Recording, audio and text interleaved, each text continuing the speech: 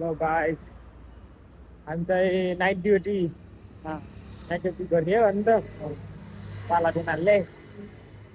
अब आज मेरो बर्थडे पनि थियो केक काटेर खाइयो के भन्छ पार्टी साटी मनाइयो के भन्छ अरे नाइट ड्युटी पनि गरियो कति बजेसम्म नाइट ड्युटी गर्यो अरे हामी 3 बजीसम्म नाइट ड्युटी गरियो भोलि 3:30 बजे फेरि काममा लाग्यो त्यस्तै छ परदेशी जिन्दगी यस्तै त हो नि अब रोड देखाइदियो सुनसान छ कता कति गाडी त हिँड्छन् अब परदेशी जिन्दगी यस्तै अब दुःख सुखम गर्नै पर्यो होइन त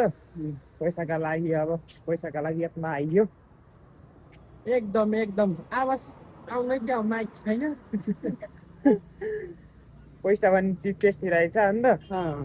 अब पैसा कमाउनु पर्यो पैसा कमाउनु पर्यो कमाएन नि यो जलिनी हेप्छ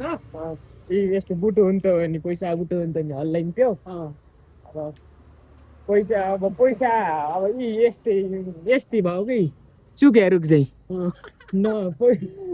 कहाँ छन् कहाँ होइन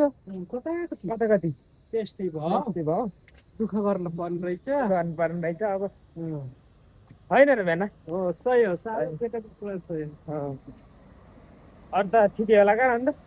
घर सर कुरा हुन्छन् कि नै घरतिर कुरा भइरहन्छन् गर्न पर्छ र कुरो गर्नु पर्यो अब 3 बज्यो 4 बज्दा सुत्दाखेरि ए लडेको घरतिर अब लड्ला नै त्यहाँ लडाइँ हुँला यस्तो रिक्स नगर नि काम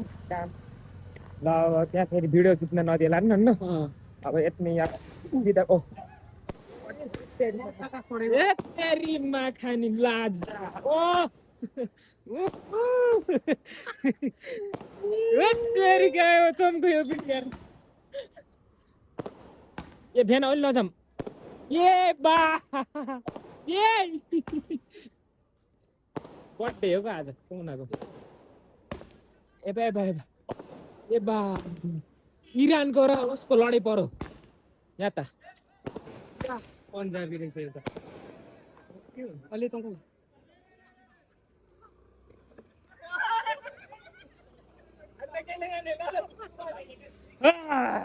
ल भाइ यो